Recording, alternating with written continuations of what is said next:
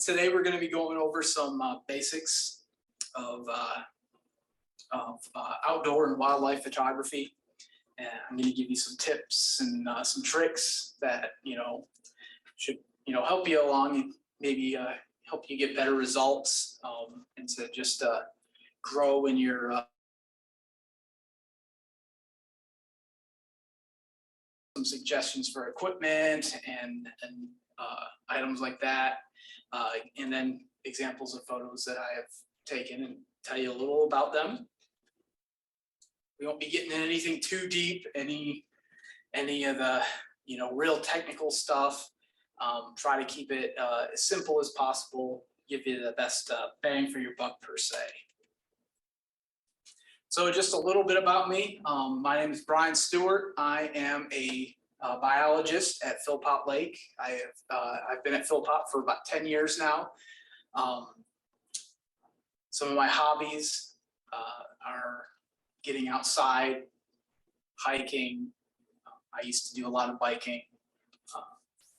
Like to go camping, things like that, doing things with my family, and of course photography. It's interesting how I got into photography.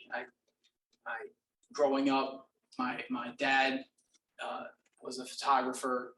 He had done it professionally, and it was kind of a hobby when I was a kid growing up. And he was one of those guys, his family members were always asking him to take pictures of family events and everything like that, and he'd begrudgingly do it.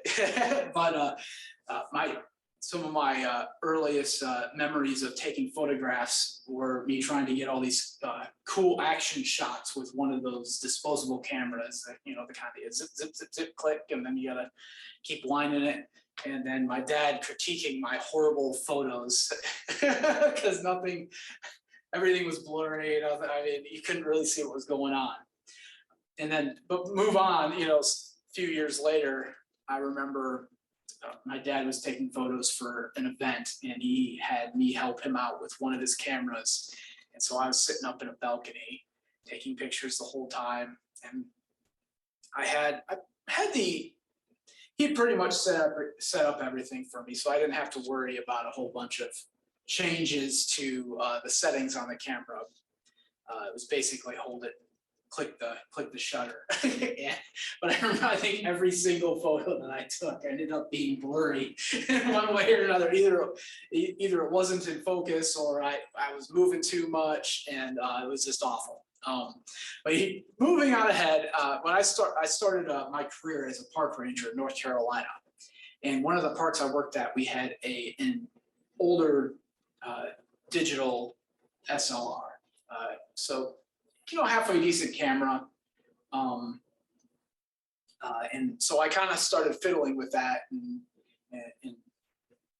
experimenting with the settings on there, the shutter speed, the aperture, and this kind of the effects that would have on my photos, taking photos of moving water at different settings and seeing what the differences were. And that's the great thing about digital, is you can see real time what your changes in your settings are going to do to your photographs. And so from there, I came to Philpott, like I said, about 10 years ago. And a couple years in, our managers purchased some of these Nikon cameras, and they're just point and shoot cameras. So basically, that's the idea. You point, you shoot. The camera takes care of all the settings. It figures out, okay, what should the shutter speed be? What should the aperture be? The ISO, all dependent on the light coming in and what it thinks you're doing. And that worked great. I mean, these things it doesn't give you options. That you get what the camera wants you to get, not what I necessarily want me to get. And a couple years after that, I convinced management to let me buy a digital SLR to take photos with at Philpott. And if you don't know what a digital SLR is, digital version of a SLR, single lens reflex. And all that really means is that inside the camera, there is a mirror that flips up and down. And that's how the photograph is exposed on the sensor in the camera. In the old days, it would have exposed the light onto the film. These days with digital, it exposes it onto a sensor. And so when you hit the shutter button, that mirror flips flips back, and it shines the light onto the sensor, and that's how this works. And with these, the idea is you have a lot more control over the photographs you take, because you can adjust your shutter speed. You can adjust your aperture, which is the ring inside the lens, which opens and closes and allows more light to come through. And so it gave me a lot more options. Now, when I suggested that they purchase this camera, it wasn't this camera. I actually wanted a nicer camera, but we compromised, and they let me get the cheapest digital SLR that was available, and that worked for a few months, and then I outgrew that. And then with my own personal money, I decided that I wanted a real camera, and I purchased this. This was another thing with digital SLR cameras is they have removable lenses on them. So when I bought the camera, it was this and a small lens. And over time, when you develop your subset of photography, what you want to shoot, you can decide, oh, I want to get a telephoto lens, or oh, I want to get a macro lens for shooting up close. So the new camera allowed me even more autonomy in the settings of what I wanted and how I wanted to do my photography, and it's just continued on since then.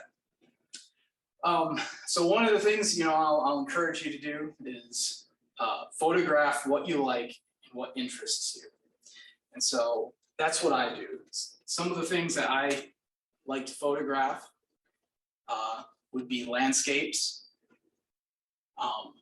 wildlife, and my children. I have 3 kids, 2 boys and a girl, and I like to take photos of them, just doing what they do. Candid shots.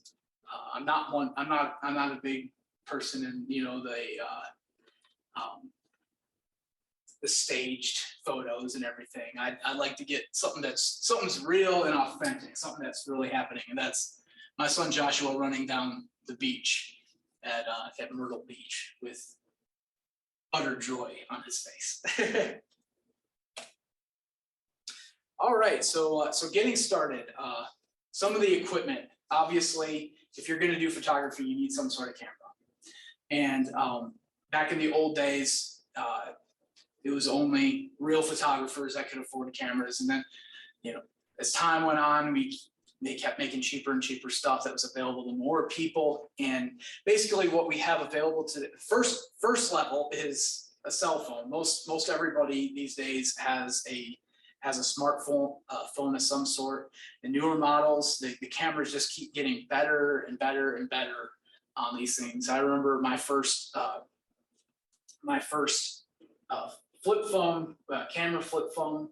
It took horrible photos. It wasn't even worth. Basically, there was no reason for them unless you just had something that you really needed to remember what it kind of looked like. You get a grainy image out of that. Nowadays, I think this shoots 12 megapixel photos on this iPhone 11. I don't have the fancy one. They make the fancy one with the telephoto lens and everything, but it's amazing, the photos that you can get out of here. Next would be your point and shoot cameras. That'd be the one I talked about here. So basically, it has a lens that's already attached to the camera. and it decides all the settings for you. Next would be the digital SLR, single lens reflex, interchangeable lenses. And then finally, I have mirrorless cameras on here. I don't really have any experience using mirrorless cameras. It's the same idea as an SLR, except for there is no lens or mirror that's flipping back and forth. Because of that, they can be much smaller. They're silent because there's no moving parts. And that's kind of where things are going with photography now. But maybe one of these days, but for the time being, I'll stick with what I have. It works well. So when you're looking at your equipment, you got to figure what's my purpose? What am I taking these photos for? And that's gonna determine kind of where your needs are as far as equipment goes. So are you taking these photos solely for your enjoyment? Are you wanting to post them online? Are you sharing them with family and friends? Are you using them for some more professional environment?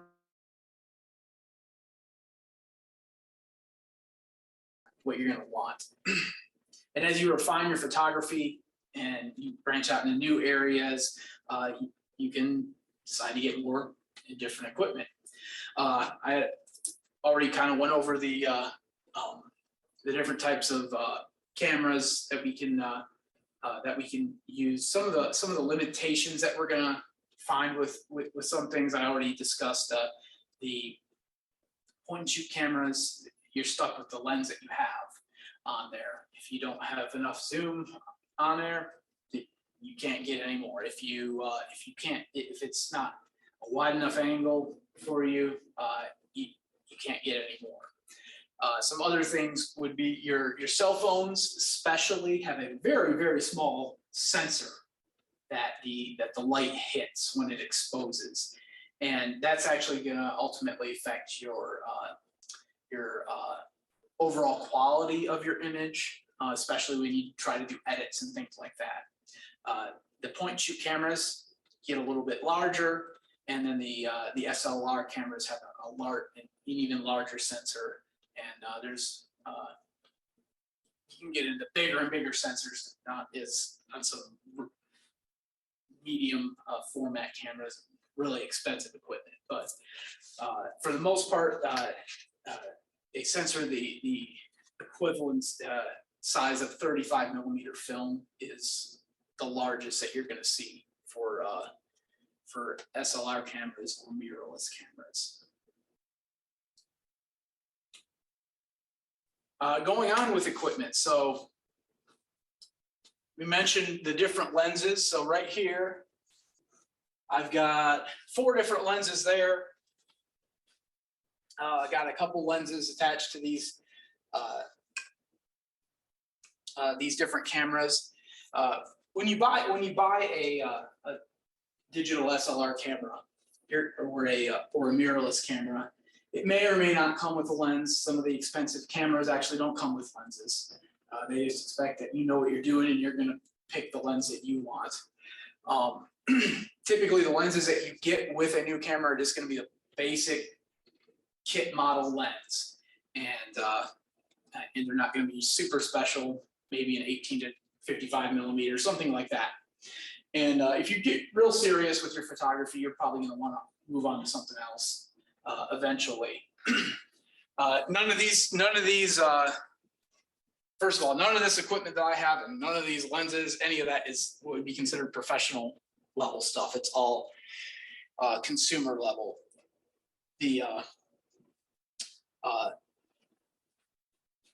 Most of these lenses are zoom lenses, meaning they change their focal range so you can zoom in and out. The only one I have that is not is this one, which is a fixed focal length 55 millimeter lens, and I got that one for specific purposes for some of the things I like to shoot. Just have certain effects on them. But in wildlife photography, I would I would recommend that you get the lens with the greatest focal range. So it goes up to the highest millimeter. The one I have on my camera that I use all the time is when I bought this lens, it's probably been 4 or 5 years ago when I purchased this. It was, and it may still be, has the greatest focal range of any lenses on the market. It's an 18 to 400 millimeters. So you can shoot relatively wide angles and you can zoom way in with that.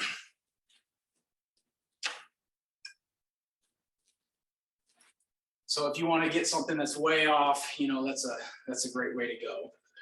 Tripods, if you're shooting long distances with wildlife and things like that, a tripod might be a good thing to have. If you're doing anything with long exposures, you're gonna want a tripod. Something good and sturdy that can hold the weight of your camera and won't move around if you're pressing the shutter. Say pressing the shutter, another good thing if you're doing nighttime photography or long exposures like that would be a remote control. So you don't have to physically touch your camera to make it go.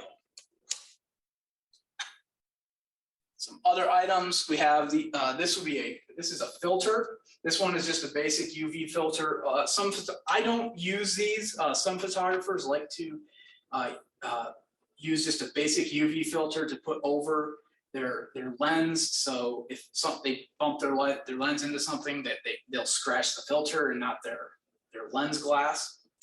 I try to be careful with mine when I'm out and about, and this is just something else to trap dust and it can get dirty. And so I don't bother with them. There are other types of filters.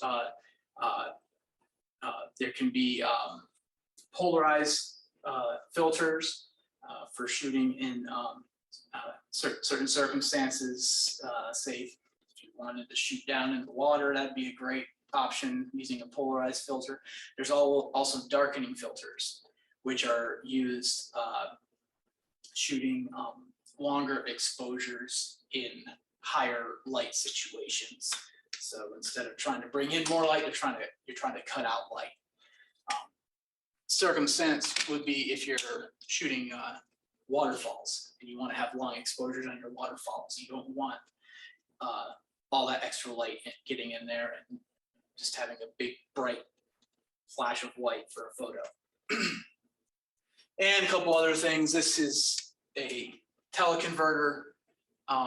It turns your normal lens into, well, yeah, I think it adds 2x to your lens to zoom in further. And this is a battery grip. These are specific to camera models. Not all cameras have this option, but it gives you an added set of controls for, depending on how you're holding the camera. You can shoot a portrait, and instead of twisting your arm around like that, you could actually hold it like you normally would. And it also adds added battery storage capacity if you are planning on going out a long day shooting a lot of photos and you don't want to have to worry about running out of supply that is automatically plugged in. And then the rest of it, flashes. Most cameras come with a built-in flash. They give a little bit of light, but in a lot of circumstances, they're useless. If you're going to do any type of photography where you're wanting to add artificial light, you're going to want an external flash of some sort.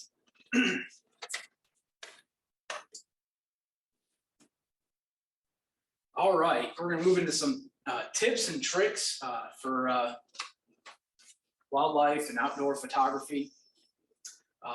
Hopefully help you expand your abilities and just get you thinking, and so you just good habits. Some of these are to keep in mind when you're doing your photography. Number one would be know your subject. So know what you're going to be shooting. So if it's animals, where are the animals going? Where do they hang out? If it's a scenic area, know what it looks like. Know what it looks like from different angles. What's going to be the best angle? What's the best time of day to shoot this? Know your camera. So it's no good if you get to the spot and you've got the perfect shot set up. You've got that bird you've been looking for months, and he's right in front of you, posing for you, and you're like, oh no, how do I change my shutter speed on here because I've got it set wrong? Or so know how to operate your camera. Know how to make it work for you. Next is to know your settings. So understand how the shutter speed, the aperture, the ISO will affect your photos and what those different settings do. So your shutter speed is how quickly that camera opens up to bring in light. Is it very short? Is it at 1/8,000th of a second? And in most circumstances, it's going to be too short, and you're going to end up with a black photo. Whereas if you have it set on 2 seconds, if you're hand holding it and anything's moving at all, if you have it set on 2 seconds, it's going to look blurry. So you need to know, how you need to be shooting with that shutter speed. Aperture, that's going to affect the depth of field in your photos. We'll talk a little about that later. It's also affects the amount of light that comes in. So same with shutter speed. If your shutter speed is too high or too low, if your aperture is closed down too much or it's too far open, it's your camera, your photo is going to either be too dark or too light. And the ISO is nothing more than the modern digital equivalent to film speed. So back in the old days, if you had 100 speed film, that meant it was the most it was the film that you would use in the brightest circumstances, so full light outside. And ISO is the same way. If your ISO is set to 100, that is going to be mainly for very bright circumstances that you're shooting in. The higher it gets, different cameras can get to different ISO levels. I think mine naturally goes up to 6400, and you start shooting stuff at 6400 and it looks more grainy. It's a compromise is what it is. So the 6400 ISO can shoot in much lower light, but your photo quality is going to be lower. So it's a lot of things with the light circumstances of cameras. It's a compromise in what settings that you're using. Next one, keep it close. So keep your camera close by. You never know when you will need it. So this bear photo right here, this was taken, I think it popped up on my Facebook feed a few days ago, but it was Labor Day 4 years ago. And I was out on boat patrol at Philpott Lake. And typically when I'm on boat patrol, I'll be driving the boat and I'll have my camera sitting right next to me so I can pull it out on a moment's notice and take whatever photo I need to take. And just so happened, I was driving by and I saw this thing in the water and I was like, why is there a dog swimming in the water? And quickly realized that it wasn't a dog, it was a bear. So I stayed back far enough, gave him his room, and he just kept swimming and he got up on shore. I was able to get a few photographs off, and there you have it. Now this photo also goes into the next one.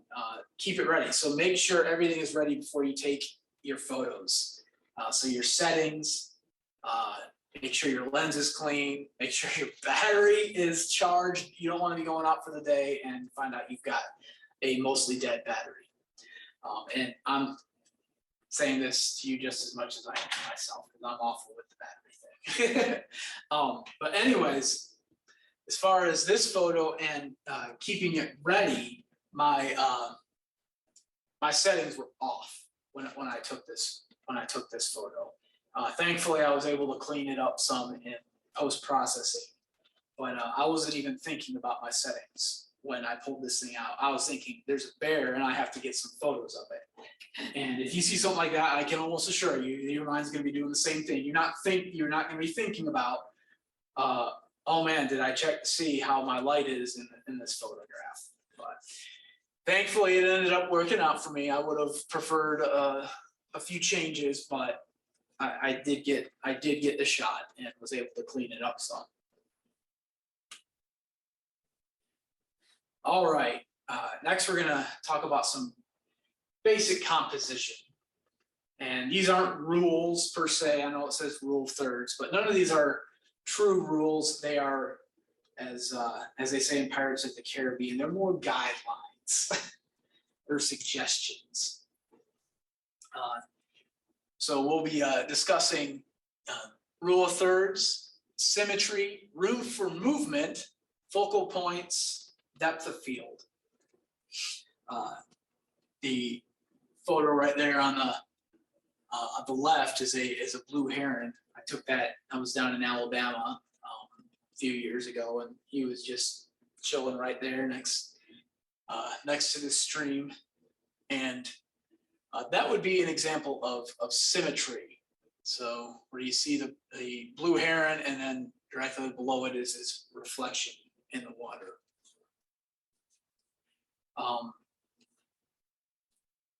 The second photo there is a shot of Philpott Lake from the overlook that's zoomed in quite a ways. Just gives you an idea of showing the mountains towering over there, and they really look like they're just right there, but in reality they're 12, 14 miles back further.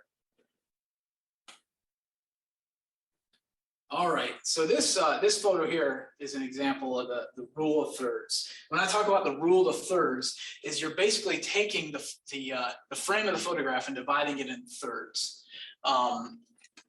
horizontally and vertically. So what we have is basically the photos divided roughly into thirds. So down on this bottom third, we have the overlook structure. The upper third, we've got the sky, mountains, and then in the middle, we have the lake area. And then roughly this third kind of stuck on the bottom, and right third line is this bell. The idea of the rule of thirds is you don't want to have your subject or the of your photograph smack dab in the middle of it. Something about putting it off to the side just gives it an effect that's more pleasing to the eye. Like I said, these are guidelines. This isn't always 100% all the time, but these are just things to think about when you're framing your shot, when you've got that that perfect shot. You're trying to figure out how you want to position your camera as you're taking the photographs.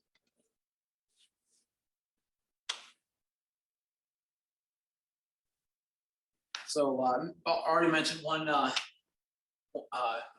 that one photo as an example of symmetry. Here's another one.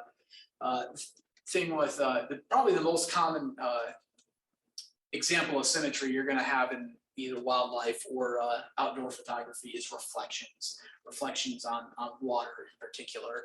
And doesn't work well when you have a bunch of moving water, but when you have still flat water and you get those awesome reflections off of the sky, off of the surrounding terrain, or the animals that are standing right there on shore, it makes some cool effects.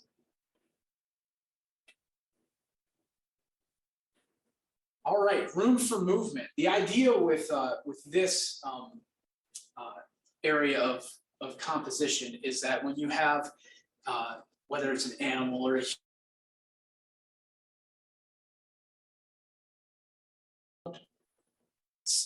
you don't leave it without a place to go. So this osprey is taking off of the railing at Philpott Dam, and if we had the photo end right here, yeah, it'd be a cool photo. Yeah, the osprey is, taken off, but giving him the room to go just adds depth and size to that photo. It gives your mind somewhere to go. Think, oh, where's that bird going? What's he doing? So it just carries on the natural progression of what's going on in this scene. You definitely wouldn't want to have, your photo over here. It would just be awkward. And I've done that before. It happens.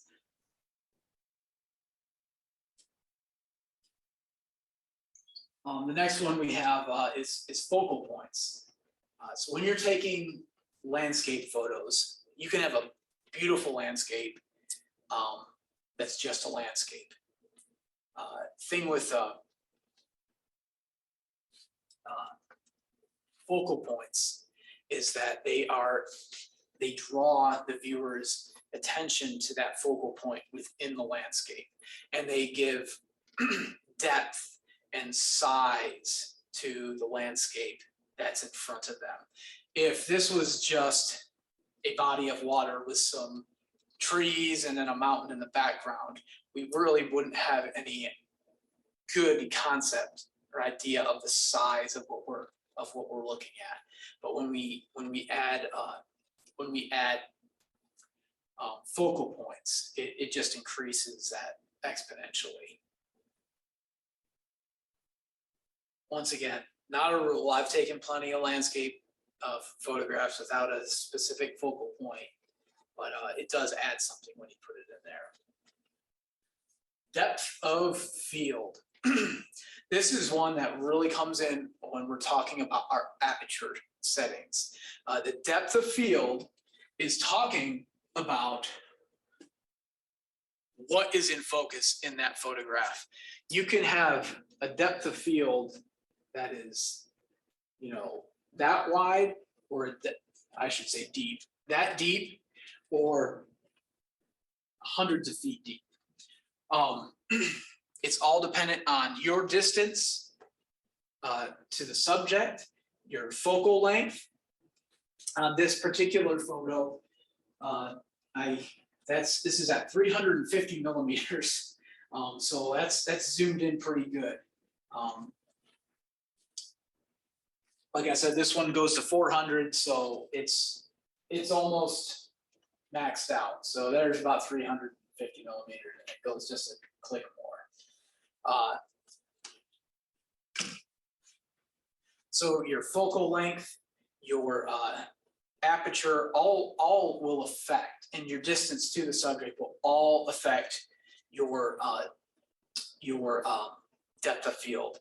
The further you're able to step back, if I was to step back from this photo and get a little bit wider, you'd find that more and more of this wood comes into focus. More and more of the caterpillar will come into focus.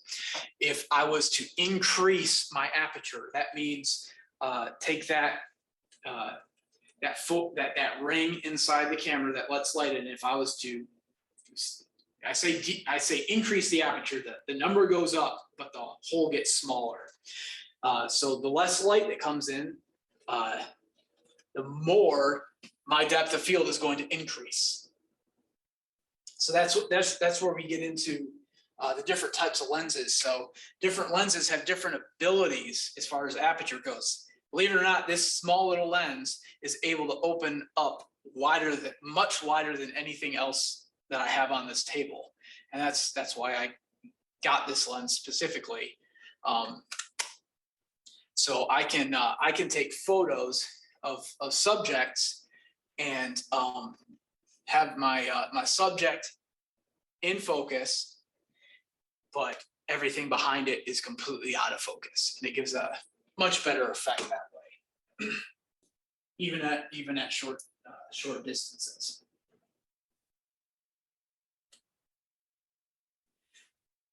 And this photo is an interesting, is an example of an interesting effect that you get when using telephoto lenses. That is compression of background.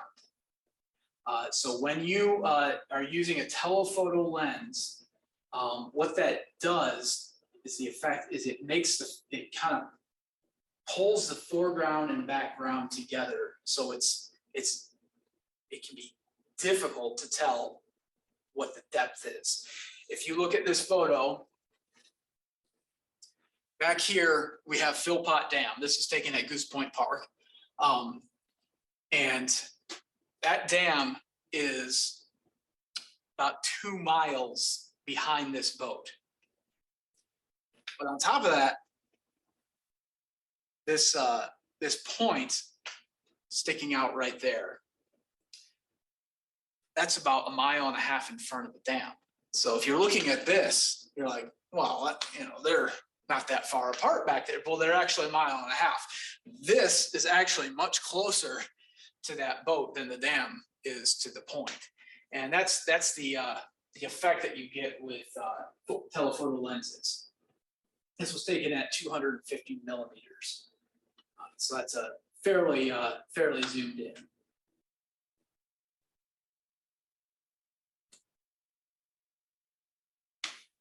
Okay, understanding lighting. So light is everything in photography. If we didn't have light, we wouldn't have photography.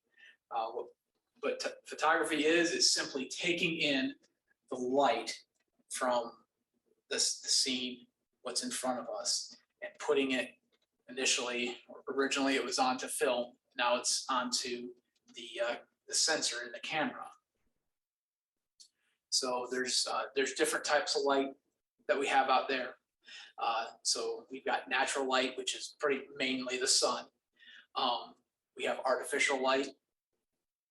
We have soft light, hard lights, background light, front light. The difference between these lights is going to affect your photographs.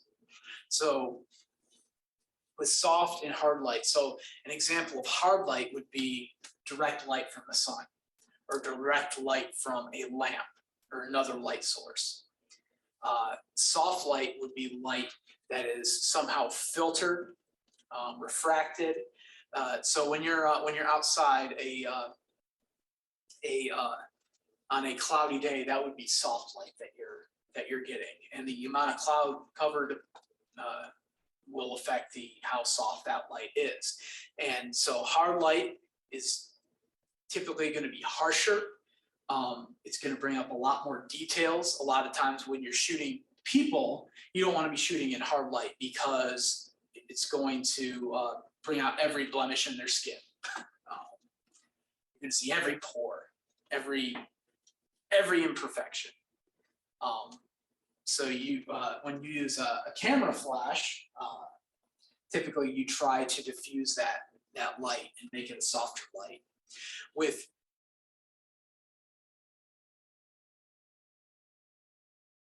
every detail, you see every little thing. It's very, very hard, crisp lines in your shadows. You see all the little hair strands. You just have to be careful because the highlights are going to be very standing out and your shadows are going to be much, much deeper. So you're going to have a lot of contrast in those photos if you're taking photos in full sunlight.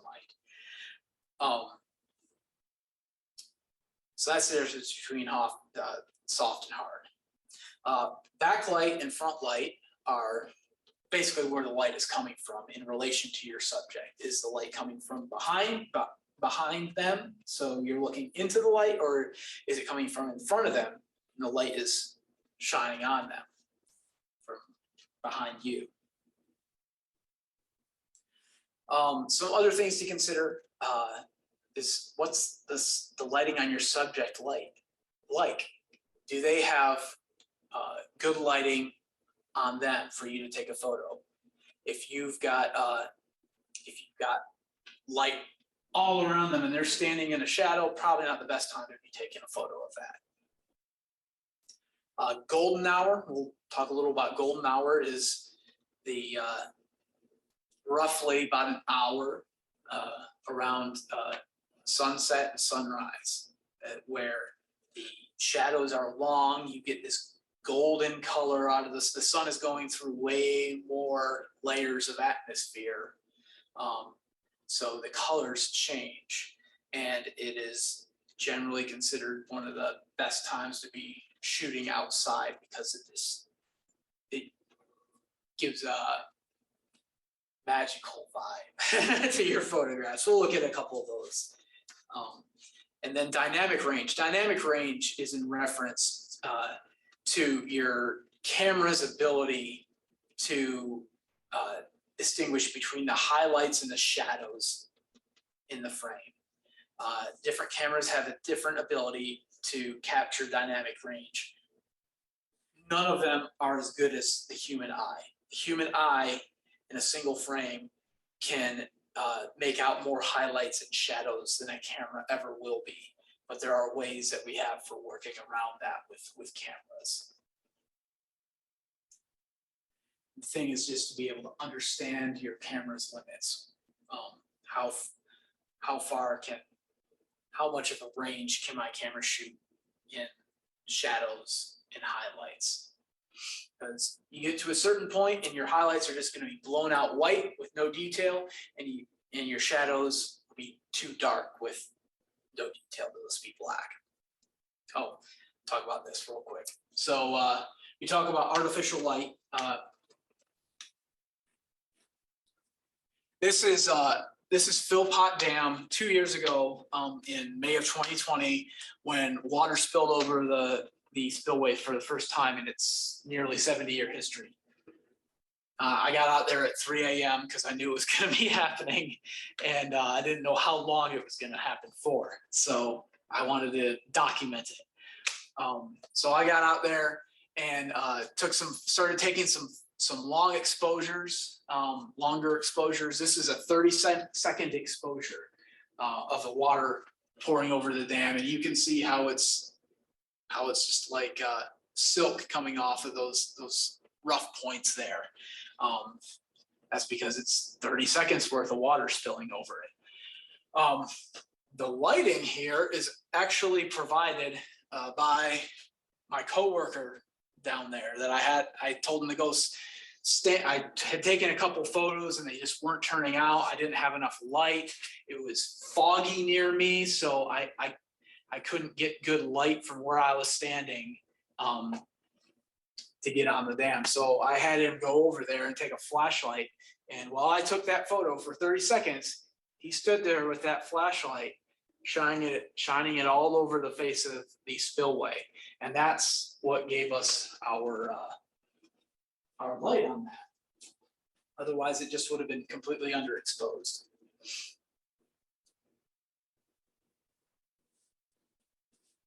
That's a beautiful photo. This is an example of bad lighting. This is an early photo that I took with the first point and shoot camera that I had with the Corps of Engineers.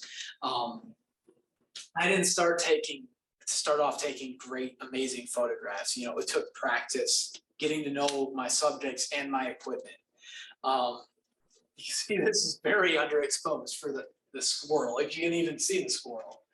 So we have a very, very bright background with a squirrel sitting in a shadow on a branch. And honestly, yeah, you might be able to zoom in and to do some work on the squirrel itself, brighten up the shadows. But for the most part, this was just a horrible photo and just not even worth trying to save. So here we've got an example of a couple headshots. We take photographs of all the employees for our staff directory. And these were taken a couple years apart. And you would think that The better one would probably be the more recent one. Unfortunately, it's not. So just some things to look at. Over here we have one of our rangers, and his face is somewhat in a shadow, and the background is really, really bright and blown out. There's no detail whatsoever in the background. Sometimes you might be going for that effect. It might be something that you want. You just want a white background that's completely overexposed, and you just want your subject to be properly exposed. That's understandable. That's not what I was going for there, though. I was going for this. It didn't work out. Here in this one, we have a ranger whose face is nicely lit. You can see there's no shadows on his face. The background is well exposed. The difference here is this one I used a flash. That one I didn't. So you can just see what you can, especially if you have subjects that are closer to you. Obviously, if you're standing 100 feet away, a flash isn't going to do much of anything outside. But if you have, if you're taking pictures of wildlife that is somewhat close to you, maybe you've got a backyard bird feeder, and you're able to get fairly close to those animals, or it could be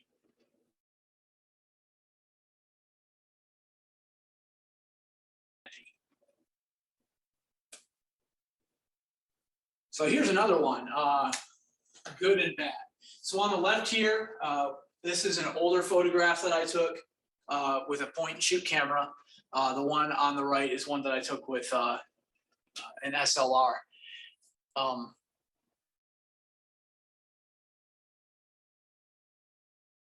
The idea was I was trying to capture the fog that was coming in and coming over the dam. Happens quite frequently, and it's just a cool sight, and I was trying to save that so I could share with other people and show them the awesome place that I got to work at. So this one I took, and well, the sky is just completely overexposed. There's no detail there that you can see. I probably just took this at the wrong time of day, is honestly what it was. It was probably midday sometime, and an somewhat overcast day with low clouds, but the sun was just putting a lot of light into that area. Here I took it early in the morning as the sun was rising, so we're getting some pink coming through on the clouds. The sun isn't shining directly on anything yet. It's let me see if I have I don't know what my exposure was on there, but so just an example of, you need to find that middle ground. You don't want to be in circumstances where your highlights are too bright and your shadows are too dark. You want to find some ground where they're going to be closer together in the middle, where your camera is actually able to capture all the details that you're seeing with your eye. We talked about backlighting and front lighting. Here's a good example of some backlighting. Backlighting can be difficult sometimes, especially because it can create very contrasty photographs. So you might be getting into that area that's maxing out your camera's ability. Because this one we have the setting sun going behind us. Now, if the sun was just straight setting with no cloud cover, this would have been a different story.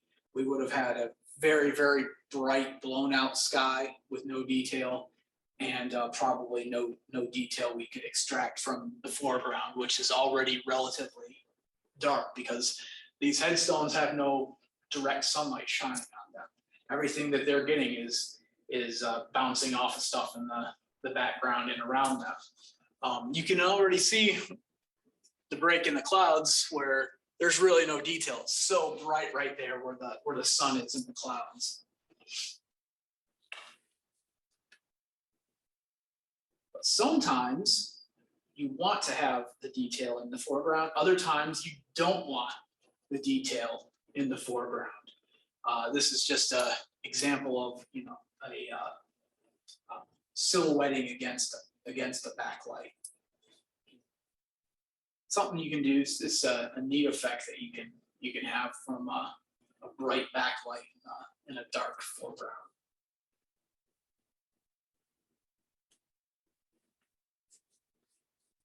And we talked about golden hour. So this would be an example of some of those soft, that soft sunlight that comes through at golden hour. I took this on the back deck of our visitor center. We have dogwoods that grow right around and below the back deck.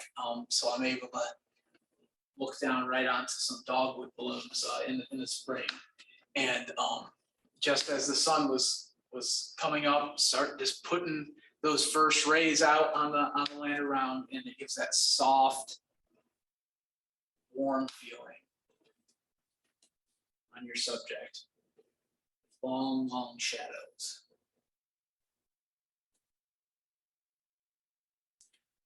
All right, shutter speed. This is some of the more technical stuff that we're going to get into.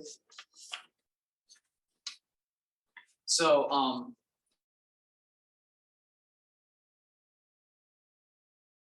effects that you're going to be using with that are going to be your motion blur and freezing the action.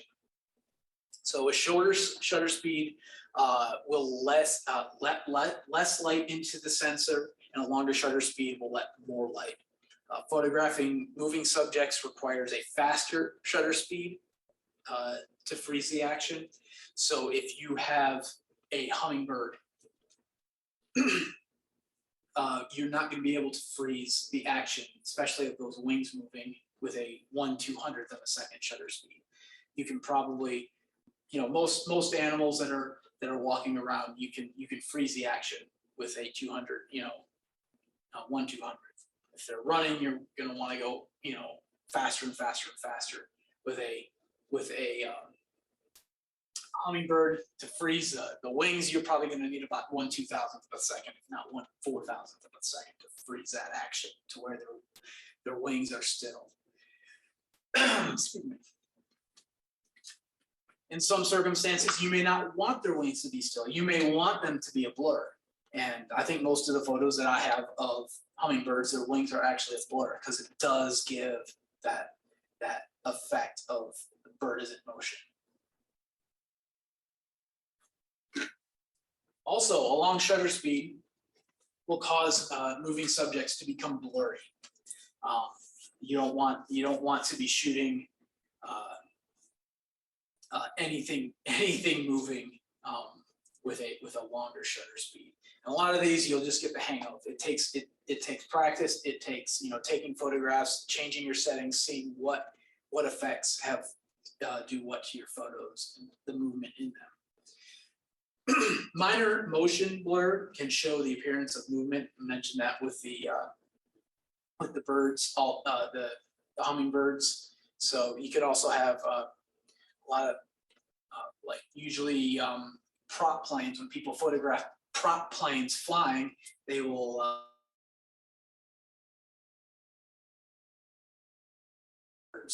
are slightly blurry. So it just gives that perception of this plane is moving. It's not just hung there in the air. It gives it more life. And so I've got some photos where it can be difficult to do because you really got to hone in on that shutter speed, where the wingtips of a bird will be slightly blurry, but the rest of their body will be caught in the moment.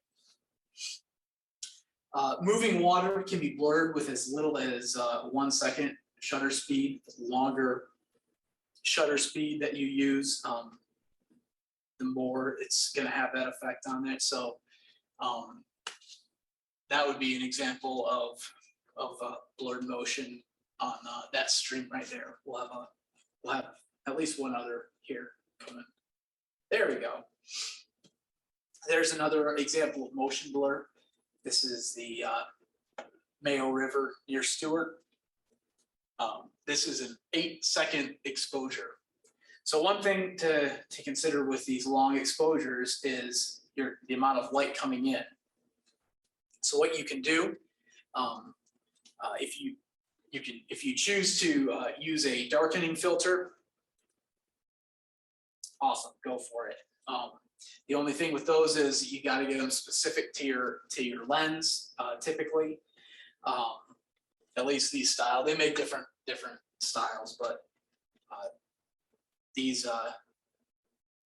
will fit the end of your lens. I think this is a 72 millimeters, so they make them different sizes for different size, different diameter lenses.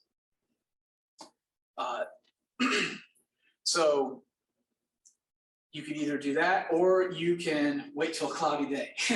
So that's what I did here. I waited till there was a cloudy day, and set my tripod up and took an 8-second photo. Another thing you're able to do is talked about aperture, is to close that aperture all the way down as far as it'll go. So it's just a very small hole that the light is coming through. So only a little bit of light is able to get to that sensor.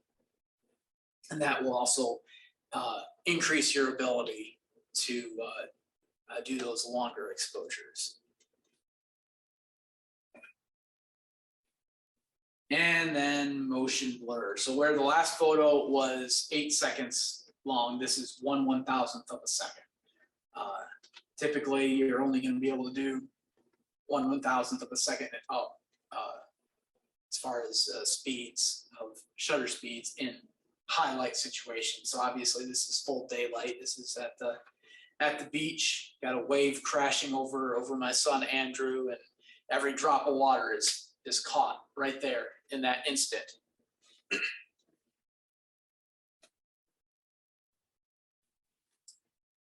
All right, post-processing. So I suggest that you use post-processing software, anything. You don't have to spend a lot of money on Lightroom or Photoshop. I use Apple.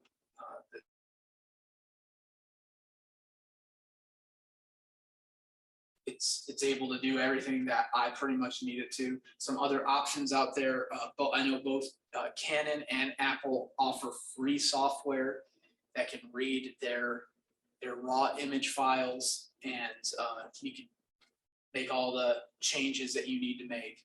It's not as refined as Lightroom is going to be, but it's still a good option, and it's free. I know the Nikon's version is called Nikon Capture NXD. I've used that pretty frequently at work, where they don't like to pay for fancy software.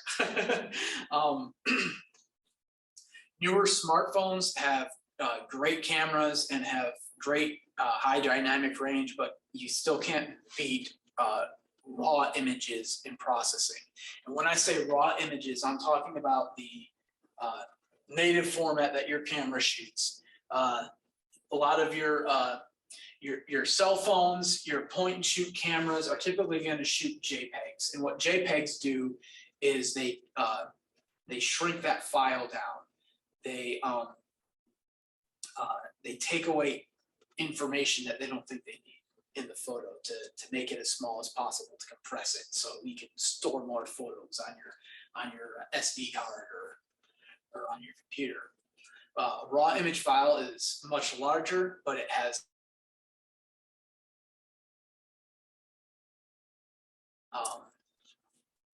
the information that would have been thrown out in those highlights from a JPEG. You can go in and you can retrieve that information. One of the things, so if you look at the photo on the left, it's honestly not a good photo. It's a bad situation. You have a very dark forested area with a very bright sky above it. If you look at the left, this is after some basic post-processing. This is basically only dealing with the highlights and the shadows, bringing the shadows up and bringing the highlights down. And even then you bring out these details that you didn't have before in the photo. Unfortunately, when I took this photo, I wasn't shooting in raw image format and I only had the JPEG. So any detail that was left in here was gone. I couldn't bring it back. If I had a raw image file, I could bring back more detail from these highlight areas that are blown out and from the shadowed areas that are darkened.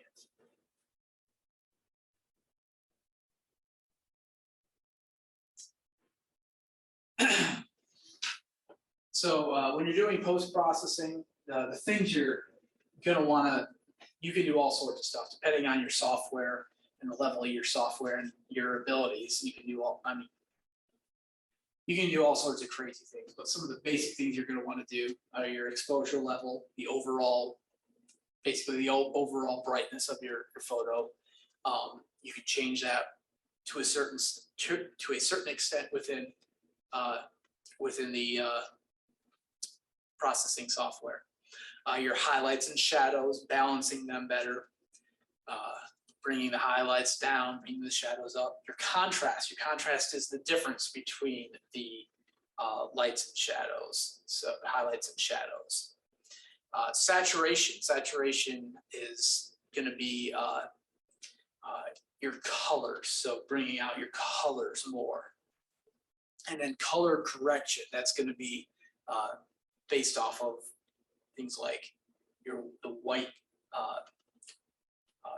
light in your photo. So different lighting is going to have different effects on your photograph. If you take a photo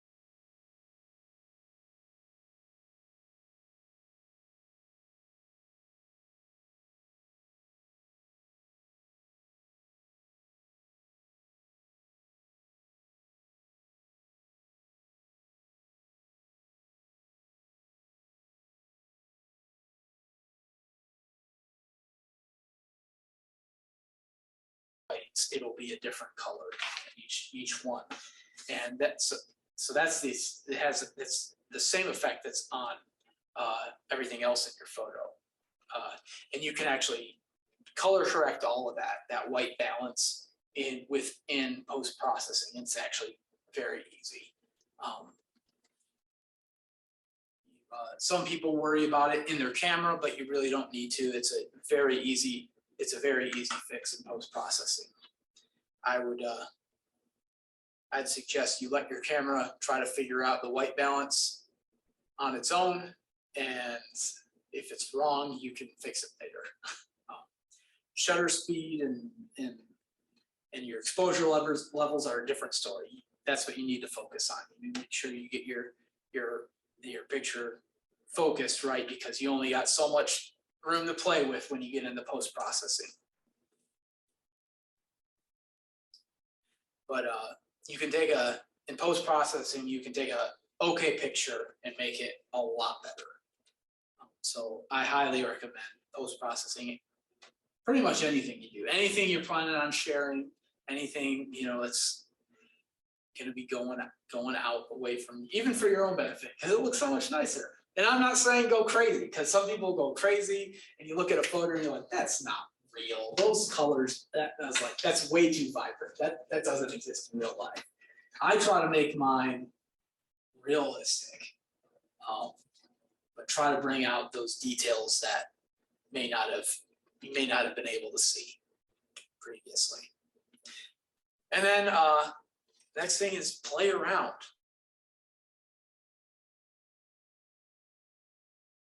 Settings. You're gonna learn. You're not gonna learn unless you're doing new, different things. Black and white can open up a whole new world of photography. It used to be the only way, but now it's kind of cool and retro. Another thing is try unique perspectives. Don't be afraid to crawl on the ground and, you know, take a picture looking up at a dandelion. different points of view can be a good way to go to get just different perspectives on things. Looking at subjects in a different way, a unique way that you haven't looked at them before. I think for this one, I was sitting on the ground right.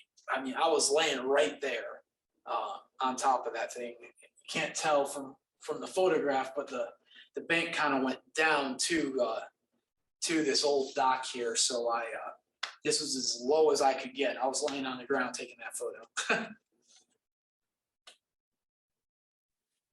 And I say play around. This is the probably the first photo that really kind of got me going.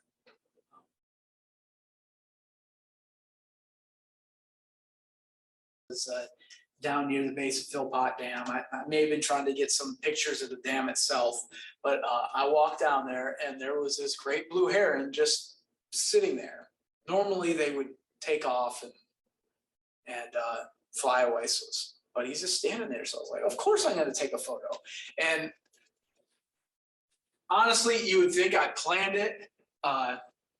This is back behind there that's one of our sluice gates. That's the middle sluice gate where we were releasing water through the dam that particular day. You can see it foaming up behind his head and everything. He's perfectly centered on that. And it just photogenic. I only saw the bird. It was just coincidence that he happened to be centered on the sluice gate there. I saw the bird and I saw the cool rock with the water lines and the green moss on top, and thought, oh, that's cool. And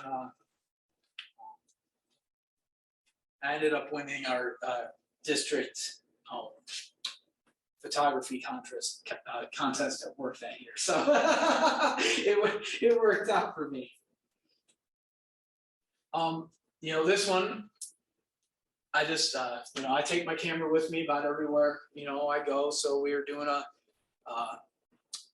having a day out with the family in the fall. So we went up near the mountains, and so I saw this. They actually had a bunch of sunflowers, but this is the one that really caught my eye. So it's like, you know what, I can do something with that. Yeah, I think it turned out pretty good. And when I say play around, this one was me playing around to the max. So this is an eastern screech owl that I took at the lake. I really had no idea what I was doing. All I had was that old point and shoot camera, and this was almost pitch black. And let me tell you, a point and shoot camera cannot focus in low light. In fact, most of these cameras are going to have a very difficult time focusing in low light. Even though I had a flash on there, it just wasn't enough. So I ended up shining my flashlight to focus that camera, and then took the photo.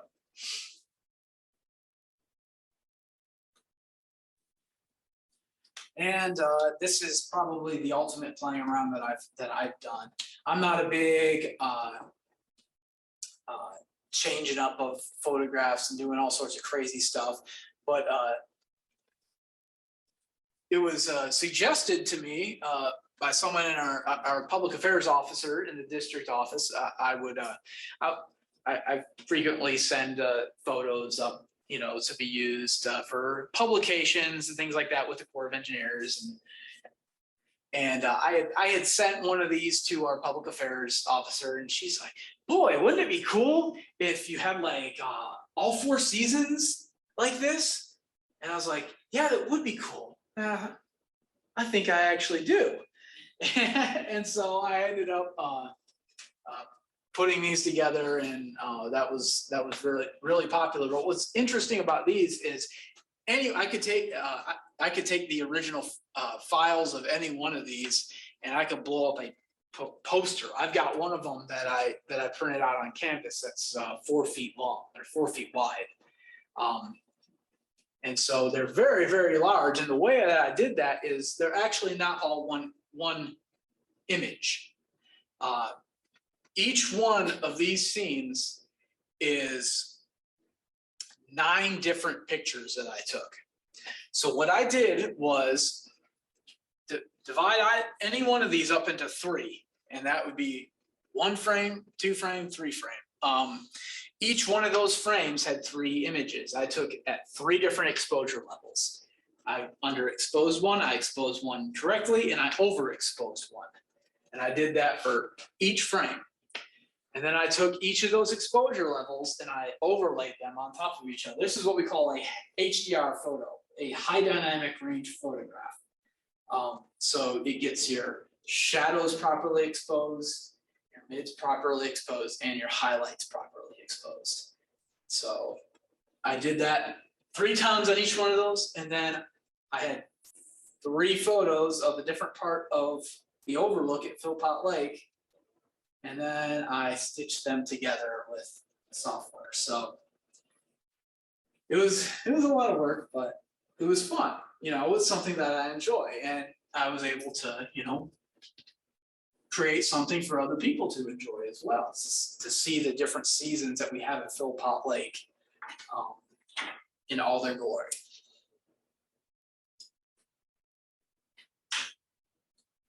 Any questions?